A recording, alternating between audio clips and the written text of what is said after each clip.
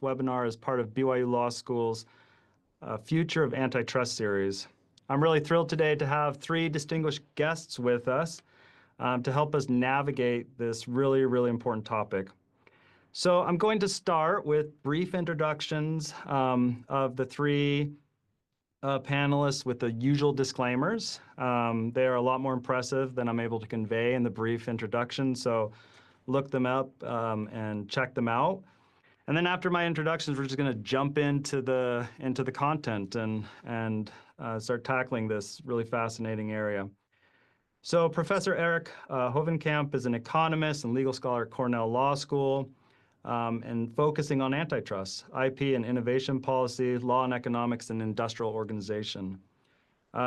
Like all of our guests, his works have been published in many leading law reviews and peer-reviewed economics journals, has won many awards in the antitrust space.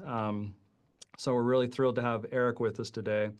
Professor Gus Hurwitz is at the University of Pennsylvania, Carey Law School. He's a senior fellow and academic director of the Center for Technology, Innovation, and Competition. His work builds on his background in law, technology, and economics to consider the interface between law and technology and the role of regulation in high-tech industries. He's also director of law and economics programs at the International Center for Law and Economics, a think tank based in Portland, Oregon. So also thrilled to have Gus with us with his expertise. And last but not least, Charlotte Chider at the Loyola University Chicago School of Law. Her primary scholarship examines legal issues in artificial intelligence, international data protection, information privacy, cybersecurity law, and healthcare medical device technology. She is the author of again, too numerous to name, books and articles, including one entitled Cyborg Health, which might come up in today's discussion. Okay, so with those brief introductions, I just want to jump into the content and get us rolling. So just by way of background, right? Like, since at least the end of the first Trump administration, there's been a lot of sort of this antitrust moment, particularly on big tech, right? And then during the Biden administration with Jonathan Cantor and Lena Khan, there was sort of an expansion of what started under the first Trump administration in terms of antitrust regulation. Again, lots of the headlines are big tech, and then it seems to be continuing under the second Trump administration. And so there's been a lot of focus on big tech, and that focus seems to be has been shifting. There's a lot of headlines, webinars, conferences on, okay, big tech and antitrust. What about AI and antitrust? The FTC just produced a report examining some of the sort of relationships between big AI companies and cloud computing services, some of the big ones. And so I guess just to kick it off, I wanted to ask the panelists, why is, I mean, we have some understanding, I think, of why there's been such a focus on antitrust with respect to big tech, but now the shift to AI and antitrust, what about AI is raising antitrust concerns, and why are folks focusing on it now in so many venues? Anybody want to kick us off? We didn't draw straws to start. So. I'm happy to start us off. So I think that, anytime the public feels like there's going to be a new technology that's going to, dominate their lives, or it's going to be sort of ever present in their lives, that they might worry that, about monopolies and, anti-competitive behavior. I'm not sure that it makes, that we should be thinking that, AI presents the same sort of antitrust issues that big tech does. In big tech, we have lots of platforms, which are network goods. And when you have a market with network effects, that tends to result in highly concentrated markets with just, a few big firms only. In AI, we don't really have that. It's not ubiquitous, at least. There are certain markets in AI that have some of these characteristics, but in general, they don't. Entry barriers are not necessarily that high. And so, it's very possible that AI is going to be stemming from, lots and lots of companies, that it will be a relatively competitive market. And so, it's not entirely clear that we should be,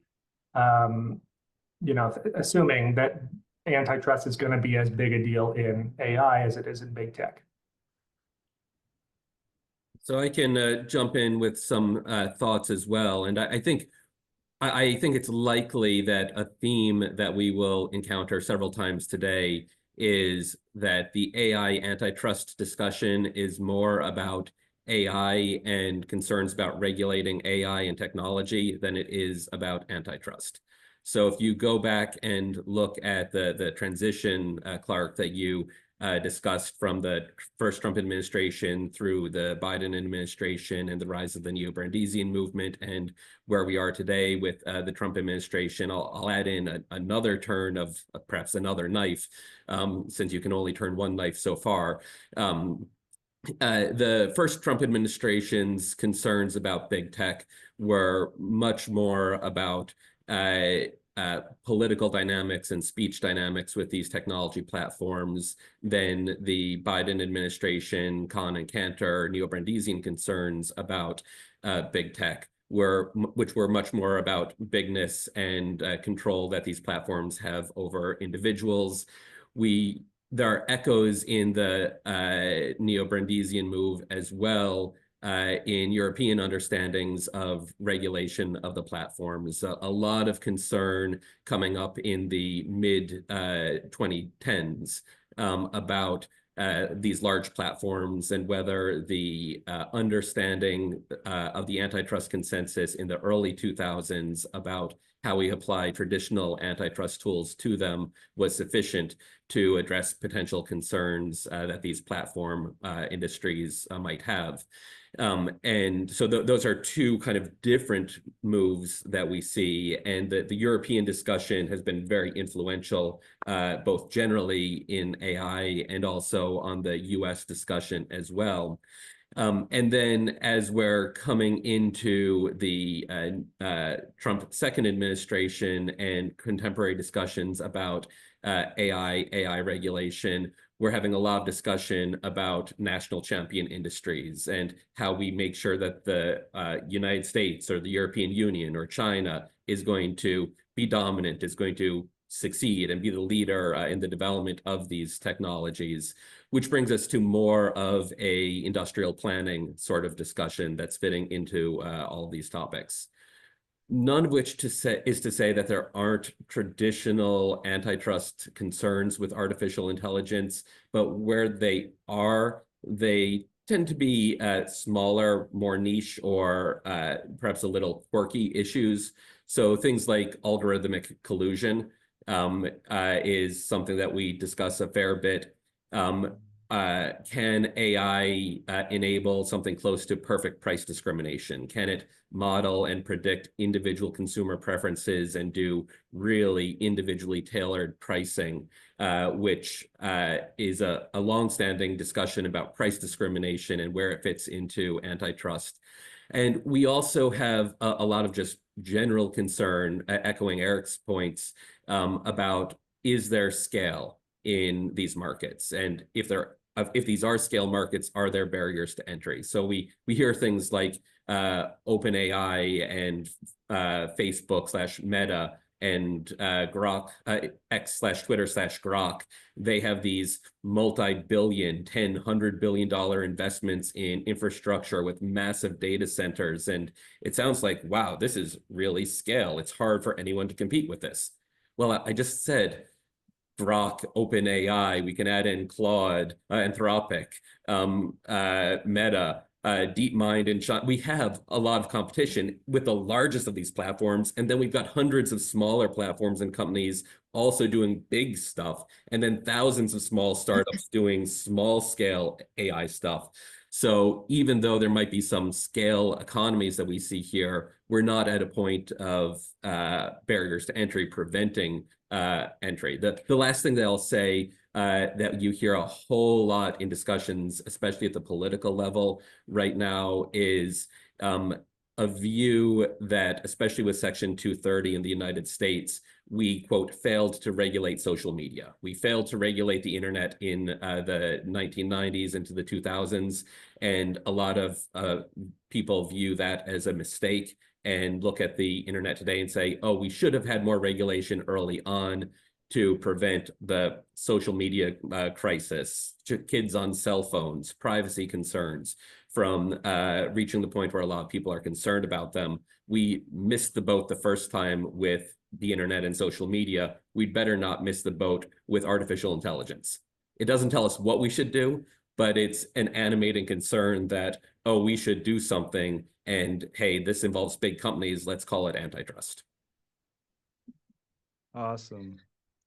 Yeah, so I can add in and just say that I'm often framing this from the perspective of the individual experience, from the perspective of choices available to individuals.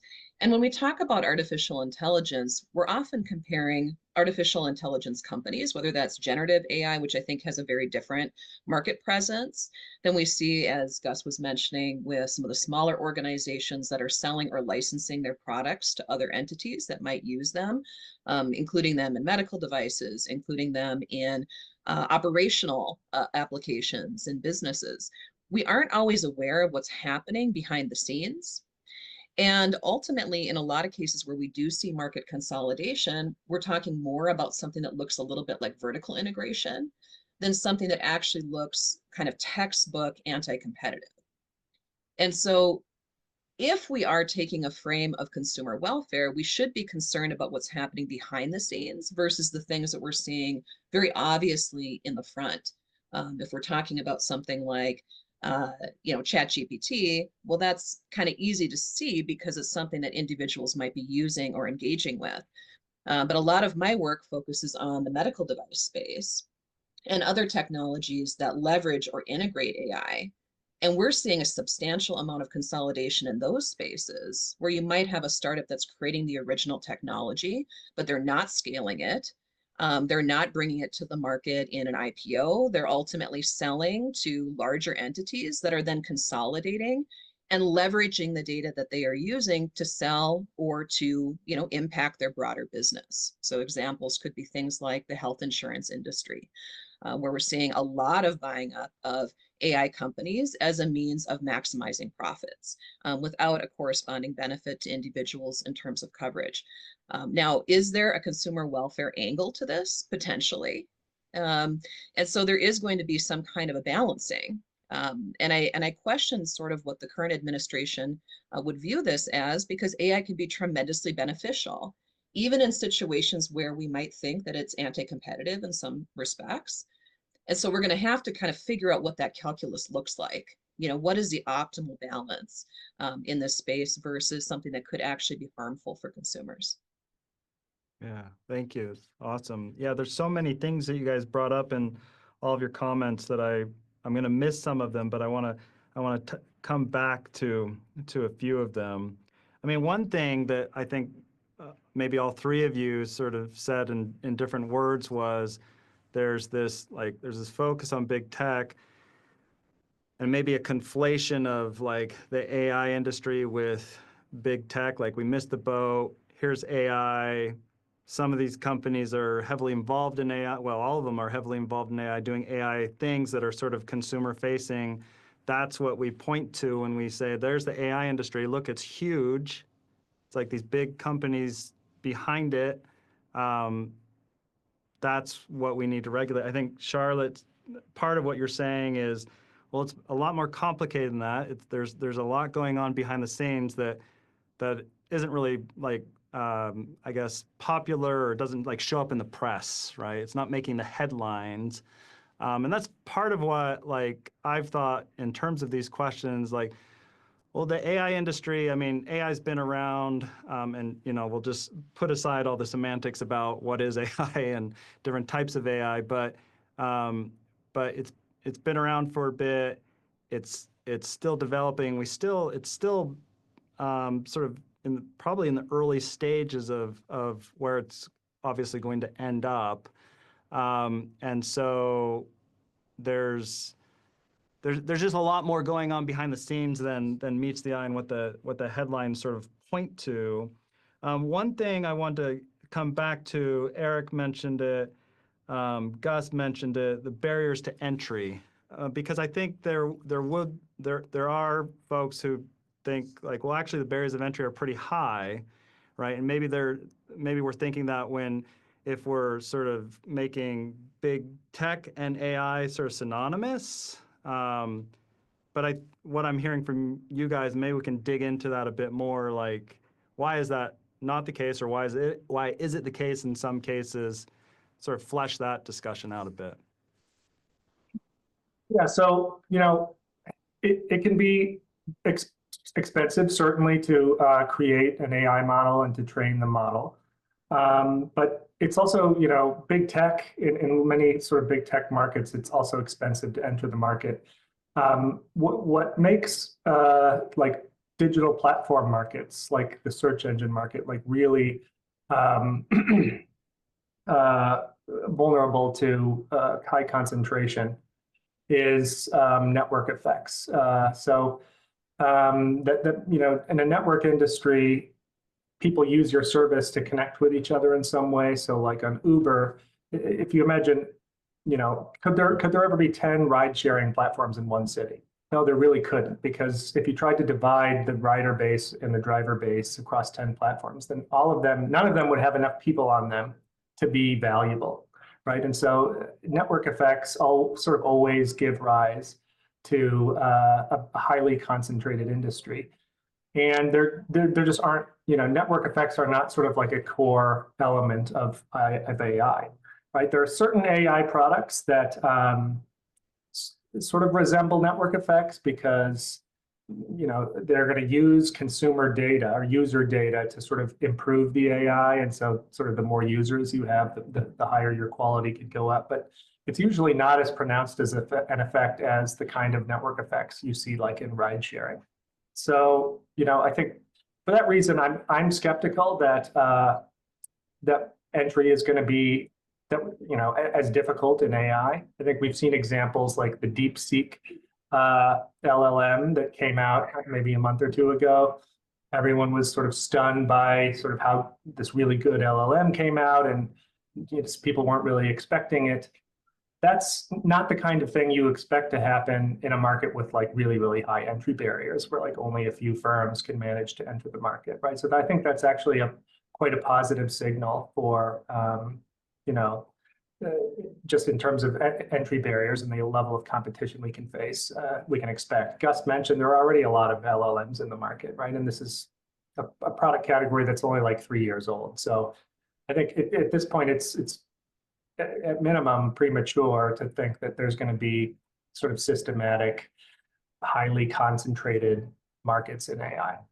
Now, sorry if I can just interject, does that change? I mean, to Gus's earlier point, like people are looking at this at like, okay, we missed on the first sort of wave of big tech. Now we've got AI coming. If we miss here, it's going to sort of have the same outcome later on. Like, do network effects, like once a few players get entrenched, do we sort of follow the same path of development where we land in the same place, and where network effects have kind of the same role that they're playing in like search or ride sharing or something like that? I haven't heard I'm not aware of any like really concrete reasons to think that that's something we would have to worry about in AI, right? Like that's inevitable. No. I mean, it was foreseeable in the case of digital platforms because we've known about network effects for a long time, and we know that it's really hard to displace an incumbent in a network industry because all the users have to switch platforms, right? Like, and that's really, really hard. There's a lot of inertia in a network product, and these LLMs are not network products. If I want to switch to a new guy, I just do it by myself. If nobody else switches, I don't care. right? It's not a big deal to me. So you don't have that same tension that sort of restrains, restrains smaller firms from sort of popping up and being successful like we see in network industries. So a few thoughts. One thing that I'll start with is on this network industries question. I would say generally, present market structure is not a predictor of future market conduct or performance. It's very difficult to predict what's going to happen in the future in these industries. And this dovetails with a few things that Eric has said. First, if you go back to the 90s and look through today, there are a couple of common patterns that we see play out. And the fact that they play out sometimes doesn't mean they always will. But in the late 90s, there were many search engines. There were several competing search engines. Then Google came along and they blew them all out of the water with better technology. And Google has a lot of antitrust concerns right now, arguably due to its success as a search engine. But Google right now is facing serious competition from OpenAI as a new search platform. A lot of people are turning to OpenAI as a platform for search. If you look at the history of social media sites, we talk about this out the wazoo in Antitrust. We go from Friendster to MySpace to Facebook, a succession of competing large network platforms that sequentially displace one another. We never know, will another one come along and displace the current largest dominant player, but it's always happened in the past. So who knows? Because of that, who knows, one thing that we talk about as a potential remedy to prospective concerns is interoperability or multi-homing. So Eric's example of rideshare apps, at some level, you could have 10 competing rideshare apps in one market if there were some interoperability between them. If drivers can participate in all of those apps, and then it doesn't matter which service I'm on when I'm hailing a ride because all the drivers will be able to compete for that. So that's an example of non-mandatory interoperability, but we hear a lot of discussion, and I honestly don't know how this would play out, if this makes sense in the AI context. But there are people talking about, oh, we need to have interoperability between large language models and data portability between large language models. And I don't know why or how. I don't know what problem that solves, but we already have folks who are talking about that. Now, it's useful to talk a little bit about market structure and players, and I'll just say a couple things here, and Clark, we might want to come back to this. But as I've said, the main focus that people have is on these generative AI large language models that require billions of dollars of compute power in order to train the models. We have several companies that are competing in that area in the United States alone. Entry is definitely possible. One area of possible concern is they all rely on NVIDIA chips. So NVIDIA is, they have some semblance of market power today. Today is really important because one of the things that DeepSeek did, DeepMind did, which Eric mentioned, is they optimized their algorithms to train a data set with much less compute. And one of the big discussions in computer science is the approach to continued development in this field going to continue being more and more compute to train larger and larger models, or is the better focus going to be, or the necessary focus in the future going to be on better reasoning models that don't require more compute, but they require dynamic algorithms, iterative algorithms that will allow greater entry, in which case the entire concern that, oh, NVIDIA is the only company that develops these CPUs, these GPUs, that suddenly becomes a much less pressing concern if the GPUs are no longer the bottleneck. So that's a forward-looking, who knows what's going to happen with this technology. If we say today, oh, NVIDIA is a critical input into the development of these models, 2 years from now, that might be completely wrong. Yeah, and Great. just kind of to add to this focus on hardware, the focus of AI and how it functions is data. And it presumes that there is lots of data available, that there is contextually relevant data available, that it represents the individuals that potentially would be using a technology most effectively. And in healthcare, we have serious, serious issues with this. While like for ChatGPT, you're looking at a snapshot of the web, you're engaging in web scraping.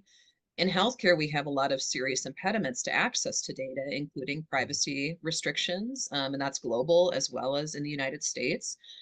You can't just use data sort of unfettered, especially data that has all of the details that would be needed to create AI that is effective. And so there have been some interest in developing things like synthetic data, but there really is not a great way to do this at the level and the scale needed to actually encourage development in this particular sector from an AI perspective. And so, you need access to data. How are you going to get that? Well, one of the ways you can do that is through consolidation. Another way you can do that is if you have fewer privacy restrictions. And another way you could do that is if you have less intellectual property protection. And in the AI space in particular, we're seeing a lot of interest in alternatives to patent and copyright, like trade secrecy, which by its nature has to be maintained as secret. So if you're really looking to scale a sector, what you're going to want to do, at least in this space, is have access to a lot of data, to have it open and available. And ultimately, a lot of the barriers, I think, to market entry here have to do with access to that data and legal restrictions on it. Now, I tend to think in a lot of cases that makes sense, right? An organization maybe wants to protect its interest in collecting a great deal of data. There is even some discussion that DeepSeek was based on access to data that OpenAI had collected. And so if we know that competition is based on access to data, that might change how we think about other types of laws that protect or limit access to it. So I just wanted to make sure that we talk about that, because when we're discussing infrastructure, we have hardware, but we also have data and the ability to collect it. Mm-hmm. So is Charlotte, in the health field, is that a barrier to entry such that antitrust concerns are more prominent? It's a serious barrier to entry. If we look at the United States, for example, HIPAA does permit you to use data, but it has to be de-identified, or it has to be a limited data set if you're using it for research purposes. That takes out a lot of the data that could be tremendously useful if you were creating AI specifically for, let's say, a medical device or a healthcare application. And we see it across the world. I was at a conference just a couple of years ago discussing data transfer within the EU and with the United States, and all of the limitations that impact healthcare research generally. And the biggest focus was around research related to AI. And that not having access to a wide variety of data when you're potentially selling these products globally is a major problem. So we know that this is an issue in this sector, but I suspect it is an issue in a lot of other sectors too, including finance. Yeah. Well, 23andMe just went bankrupt, so there's some data for sale potentially for someone wanting Not to scary at all. train a model. So, I mean, I think this gets back to the question of, well, AI is not homogenous, right? The AI industry is not homogenous. There's a lot of different pieces and sectors and things going on. So I guess my question, just as a follow-up to this, is, are there parts of however we define the AI industry, that are more susceptible to like antitrust concerns than perhaps others? I mean, we've talked about, like, there's a lot of competing LLMs. There's not really network effect concerns perhaps in those, with respect to those areas of the AI industry. But are there others that we think might be more susceptible to concentration concerns that lead to anti-competitive effects? Yeah, so I'll jump in, and it's useful to anchor the discussion, I think, in what are traditional antitrust concerns. Certainly market power, monopoly, merger to monopoly, those sort of concerns are important. They're an important central part of antitrust law, and most antitrust claims are going to be predicated on some amount of market power. If you don't have market power, traditionally we say competition is going to be the remedy to protecting consumers.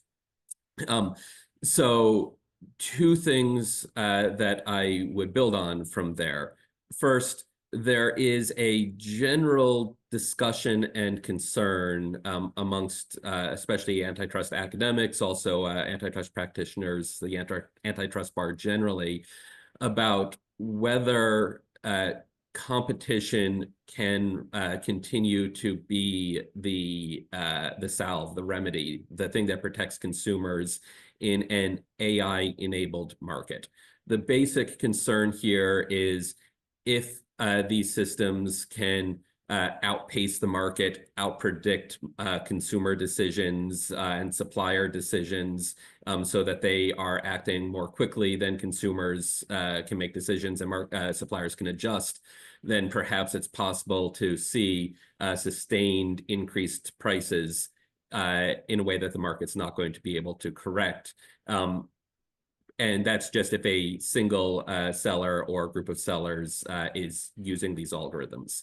I'm skeptical of that, but that's a frontier issue in antitrust. We could say that kind of breaks the typical assumption of antitrust, that you need to have market power in order to make out an antitrust claim.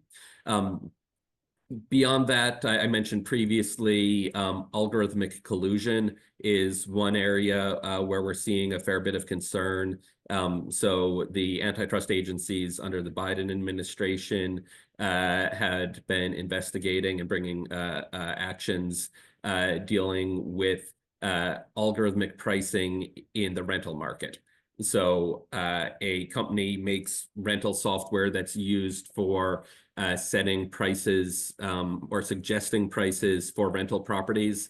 And if every landlord or the majority of landlords in a single market use the same software and it's making the same rental price suggestions, and it factors in the fact that, oh, I'm observing these prices in a way that leads to a feedback loop where the prices go up, maximizing revenue, that could harm competition. It's important to note here, this isn't necessarily an AI issue. This is just a pure algorithmic pricing issue. But then what is AI? If it's learning from observed data from the market, how to make pricing recommendations or predictions, that's kind of an AI issue. Another issue that we haven't discussed is vertical integration concerns. So if you, just the other day, OpenAI released a major update to its image generation algorithms. So now you can get Studio Ghibli renderings of any photo that you give it. And Sam Altman joked, possibly, there might have actually been some seriousness to this yesterday. They had to rate limit requests for this image generation because he said their GPUs were melting down. And hey, temperature control is actually a really important thing with these GPUs. But the point here is one company, OpenAI, they started with large language models doing ChatGPT and text-based stuff. They also had DALL-E. Now they're continuing to do DALL-E, or this new image generation tool.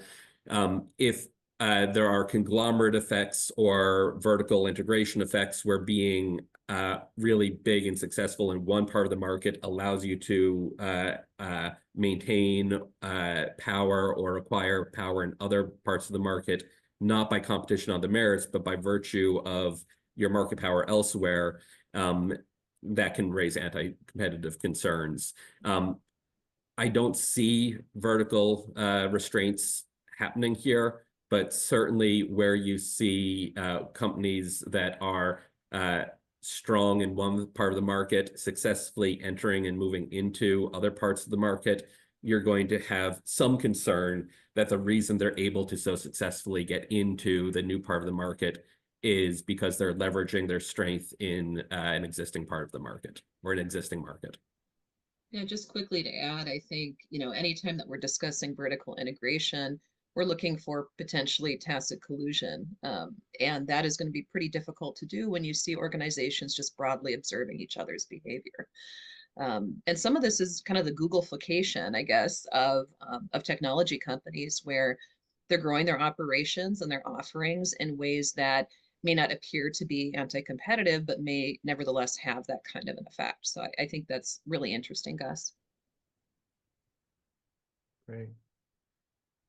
Thank you. Yeah, so one other thing that I wanted to sort of pick up on from some of the earlier comments relates to, the difference between the focus on AI and regulating AI and antitrust enforcement, sort of being two separate things. I mean, I think I saw something recently that there are currently 800, and this was on I think on a podcast I was listening to about AI and antitrust regulation, and they said there are like currently 800 proposed state laws about AI regulation. And it was sort of seemed to be conflating the like AI regulation as antitrust regulation. But I know here in Utah, my home state, we have an office of, I forget the exact title, but basically sort of a state office on AI regulation. And I've talked to him, the director, a number of times, and antitrust isn't really what he's focused on, even if it's something he's thinking about. There's just like a whole bunch of other issues that they are thinking about. So maybe if panelists want to respond to sort of that difference in terms of, okay, maybe we're interested in regulating AI and its development, but that's not necessarily, and perhaps not even predominantly antitrust enforcement. It's just like other stuff as well. Yeah, I think, there are certainly lots of things that you might worry about with AI, but most of them don't have a lot to do with competition or perhaps anything to do with competition. And if that's the case, then they're really not antitrust issues, right? So you hear lots of concerns about essentially plagiarism, AIs, like reproducing copyrighted text. So that could be a concern, but it's not an antitrust concern, right? Like lots of folks are worried about how the use of AI is going to like affect, the education system, right? Again, nothing really to do with antitrust. So I think there's a lot of things that you might reasonably worry about. The large majority of them, as far as I can tell, are not really relevant to antitrust, right? It's not to say they aren't important, but antitrust has a fairly limited objective, right? We just want to protect competition. It's not that other things aren't important, it's just they're handled by other areas of law. Right. Yeah, so boy, oh boy, Eric, yeah, how I believe I agree with you. I wish that what you said is how everyone saw this. So first, agree 100% with Eric. Antitrust it should be, it historically has been a narrow area of law focused on very specific issues. Two things that I would say. First, over the last decade or so, and Clark, this takes us back to the mid-2010s, the first Trump administration. Things were starting before then, but really since then, that used the Swiss Army knife's bottle opener to open the bottle of worms. Antitrust law has largely become a Swiss Army knife for many to address concerns about bigness generally, big tech in particular.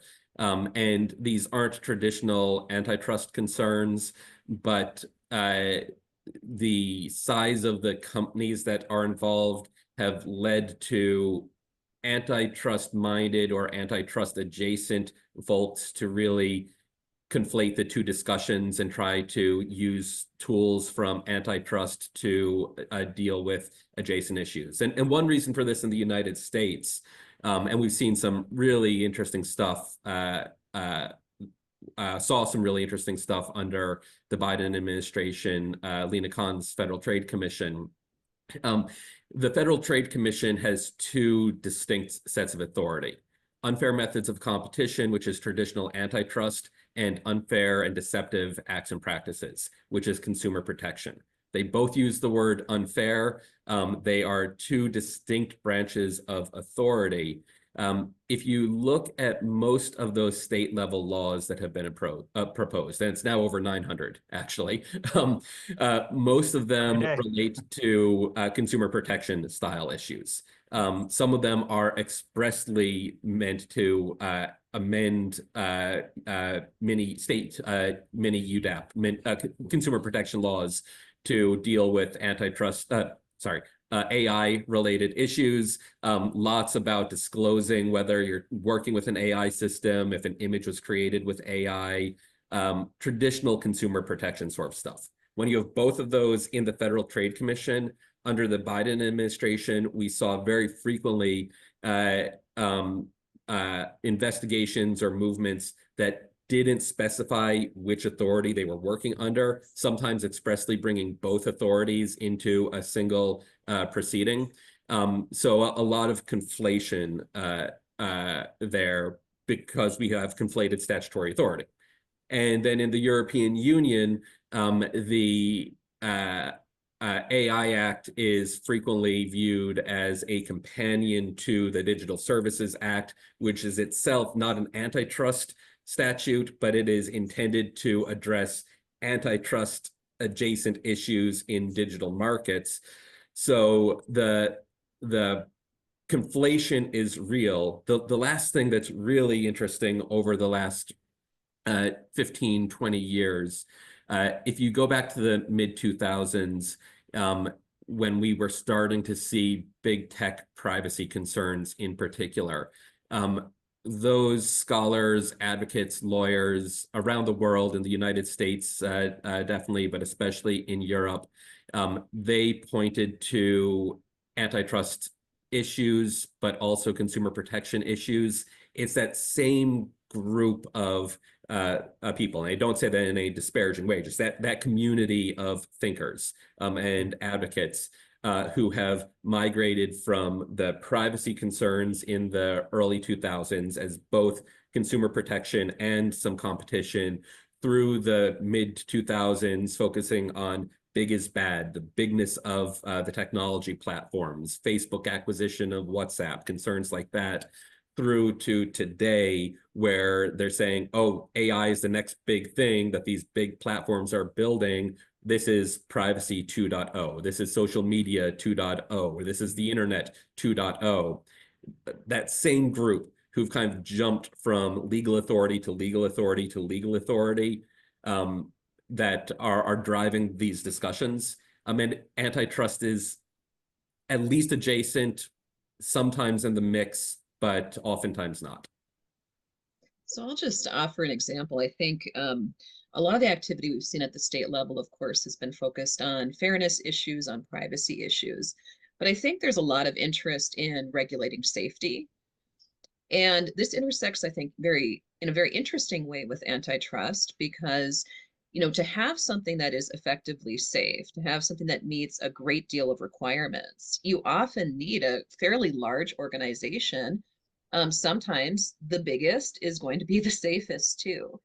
And I think we kind of fail to see the intersections and the relationships between some of these areas of law where we think that we're regulating one thing, but it has a lot of effects on other things in terms of who is able to operate, who is able to, whether those are, barriers to market entry based on regulation or something else. And, I think that it's important to see those intersections, but, to Gus's point, and I think Eric's earlier, antitrust is sort of one lens, But the reality is a lot of these other regulations and other state laws could very much have an effect on how we think about antitrust and how we think about things like market consolidation, where maybe in some respects it's better to have fewer players if we think that there are pretty substantial safety hazards or other risks. I sometimes consult with organizations and they ask me, okay, should I work with this entity or this entity? And one of the considerations is how big is it? Because the bigger it is, the more it has to lose if it messes all of this up, right? If there's an effect on you, there's going to be an effect on others. And so it's just an interesting, I think, input into all of the things that we're thinking about from a market behavior perspective and how these businesses operate. Yeah, thank you. that's a really nice point. And if I can just quickly build on an aspect of that, when we're talking about antitrust, antitrust loves competition. We hate barriers to entry. We like companies to be able to enter into the market and compete. And one of the concerns that we have seen at both the regulatory and government level, and absolutely at the industry level, is that efforts to regulate artificial intelligence, the regulations themselves create barriers to entry. So with the Biden administration's AI executive order, Mark Andreessen, founder of Andreessen Horowitz, the big venture capital firm, he very prominently, starting in December, started talking about how in his consultations with the Biden administration, he got, and there's a lot of back and forth and dispute about this, but he got the sense that the Biden administration was telling startups, don't. We want there to be a small number of large AI firms that we can regulate, that we can partner with, that can be national champions. Don't waste your time investing in startups in the United States. That was the largest startup venture capitalists' takeaway from those meetings. In the European Union, last week, the European Union AI Act has been enacted. It's now in force, but it has a multi-year implementation period. And one of the committees in charge, responsible with developing the core principles for its implementation last week, released a draft framework document that basically said, in order to facilitate entry, if we want to be competitive, which is one of the things that the AI Act says, Europe wants to be competitive. We want to attract capital. The standards that we develop, the implementations that we develop need to do that. They said that protection of European fundamental rights needs to be a consideration that companies take, not a requirement that they accomplish. And the drafters of the AI Act went ballistic in response to that. And they've come out publicly and said, no, when we said that you need to protect European Union fundamental rights, that's a requirement, not a mere consideration. The working group that is working on this recognizes that they make this a requirement, it's going to push capital and investment out of the European Union. It's a barrier to entry. So there's a big fight now in the European Union over how to implement the AI Act to square the circle. How do we protect fundamental European rights while also attracting capital and investment to the union? So regulatory barriers to entry are a huge part of the antitrust discussion that we should always be thinking about. Yeah, and it is interesting, the parallels between the privacy discussion and the the antitrust discussion. I mean, it does come up all the time that like the people that are, or the companies that are best equipped to deal with the GDPR, for instance, are the big tech companies. Like they are the ones that can sort of foot the bill of that regulation.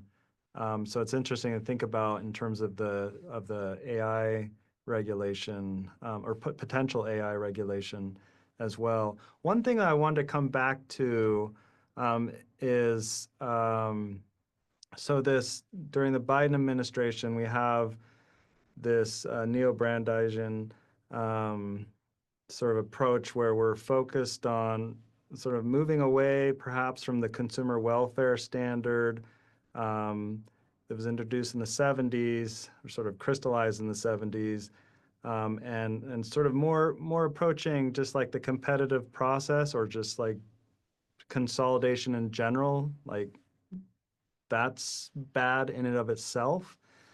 And I know none of us have a crystal ball, but what do you think? Like, do you see the current administration moving away from that approach? I mean, there seems to be a lot of, I don't know, it's very early on, but just sort of continuation of what was sort of happening towards the end of the Biden administration. Again, it's impossible to predict, but what are your predictions on that front? So I think, the neo-Brandeisian philosophy, I think you're totally right that it sort of de-emphasizes competition a little bit and puts more emphasis on like concentration, right? Like how big are the firms essentially. But there wasn't actually a lot of that coming out of the Biden administration. If you look at the FTC and the cases they filed, none of them sort of went quite that far as to suggest anything like that. And almost all of the FTC and DOJ successes during the Biden administration followed relatively standard traditional antitrust theories of harm, right? So, notwithstanding Lina Khan's, pioneering role in the neo-Brandeisian movement, it hasn't really worked its way into the antitrust legal system at all. Certainly the courts have not recognized any of these new principles being suggested. I think given the current Supreme Court, I don't expect that to happen anytime soon. So, and again, even at the enforcement level, it's not something that plaintiffs are really even attempting. So my prediction is that we will continue to see the government finish out all of these big tech cases. In fact, some of these were initiated during Trump's first term, so I certainly don't expect those to go away. But I don't foresee any attempt by this administration to like shift the philosophy of antitrust in a sort of neo-Brandeisian direction. Charlotte, anything? Charlotte, do you Yeah. want to? Yeah, I mean, I know that Gus, you probably have something to respond here too. I think from my perspective, I would agree with Eric. I don't see a lot of development in this particular direction. There might be one exception, which I think Gus was mentioning earlier, which is related to First Amendment rights. So if we see a degree of interference by large entities in speech, religion, in particular, in terms of like a shaping of what people are able to see, a shaping of what is displayed in various technologies, I think that you might see more interest in regulating them. I'm not sure exactly what the antitrust hook would be, but I do think there might be more interest if it is framed in that particular way. But I'll just note that privacy interests and safety interests are not fundamental rights, at least at this point in our country, with the respect of protection from the state for police matters. So ultimately what that means is we're kind of zeroing in and very limited in how we think about that particular impact, at least from my vantage point. And I'll Yeah, just add, sorry, Gus, to cut you off, but Charlotte, in the interview with Andrew Ferguson, the new FTC chair, he mentioned exactly like those types of suits, antitrust suits, in order to protect speech, and yeah. Yeah, that's exactly right. And unfortunately, since Humphrey's executor is dead, and we now know that the chair of the FTC, Ferguson, reports directly to the president, that's a little tongue-in-cheek, though I think that Humphrey's executor is... we could talk for a long time about Humphrey's executor. I believe that the Supreme Court is very likely to uphold the president's firing of FTC commissioners, and do so in a way that affirms Humphrey's executor. That's a separate issue, but we can look to the administration for the talking points, the marching orders with respect to AI and antitrust. And there are two things to recognize here. First, echoing Charlotte's point, when Chair Ferguson put in his bid to be the chair, he very much focused on continuing a strong focus on concerns about big tech. And those concerns were expressly premised on concerns about wokeism in big tech and speech concerns, suppression of conservative speech. So we're going to continue to see this administration focusing on big tech as a speech platform. And in the AI context, there's a lot of concern with the administration about things like asking an image generator for pictures of presidents and getting a racially diverse but not historically representative series of pictures returned. Right or wrong, that is going to be a continued concern. I also agree with Eric that most of the prior suits begun under previous administrations are going to continue.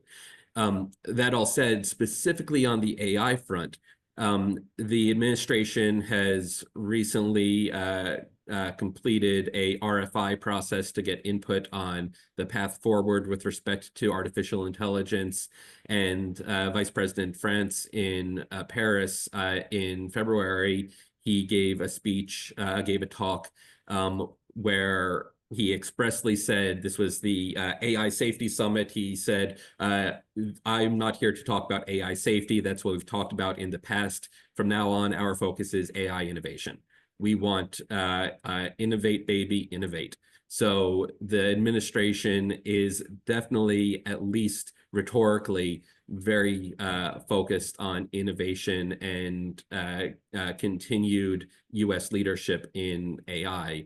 So to the extent there are possible concerns with artificial intelligence on the antitrust front, I expect those concerns to be big picture, given less attention compared to other possible antitrust concerns that this administration might have. Yeah, and I was just going to follow up on that. And it actually goes back to, I think, and I think we're running up on time, so this might be sort of the last, well, probably the last question of our discussion, sadly. But this idea of promoting national champions, right? Because there is this AI arms race of sorts going on between different jurisdictions the world over, so there's on the one hand there's this idea in some sectors AI is a growing antitrust concern. We've got to do something about it, stop sort of bigness or regulate it in a variety of ways. We've got, it sounds like 800, 900 AI state laws. We've got stuff going on at the federal level, but then at the same time we have this desire to sort of compete globally and win with respect to AI development. So any comments about that dynamic? I mean, we've sort of already addressed some of them, but any parting words about that possible tension? I think I'll just say winning is going to win out over everything.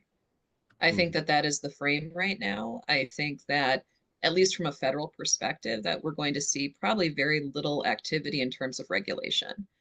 And I think that probably where we do see sort of these champions, there might be favorites, but I don't know that it's going to be from a who can demonstrate that they are safe, effective, or privacy protecting. I think it's going to be primarily about who can beat China ultimately. I'll say that I agree with Charlotte. Generally, I think the European Union in particular is setting itself up for not success in this area. And the big question there is, will they continue their approach of asserting regulatory authority over non-EU firms that don't comply with European regulations? And how will that play out, especially with the Trump administration's more aggressive stance? And the last thing that I'll say is to our future AI overlords, I respect you, and please, when you gain autonomy and sentience, think nicely of me. Thank you. So I'll just wrap up by saying, I think this national champion idea, it's a little bit vague. If it means that like we should impede the like entry by new firms to let our biggest firms, stay big, that sounds sort of antithetical to antitrust. If the idea is just we don't want to stifle these guys, like we don't want to regulate them excessively, I mean, that's a harder question because nobody can agree on sort of what needs to be regulated or how. But I would say most of that, as I mentioned before, is really not an antitrust issue. Well, I think we've come up on time, but I would just want to thank Gus, Charlotte, Eric, all of you so much for being here today and sharing your insights. It's been a wonderful discussion, and look forward to future discussions. Thank you. Thank you all. Thank you. Thanks.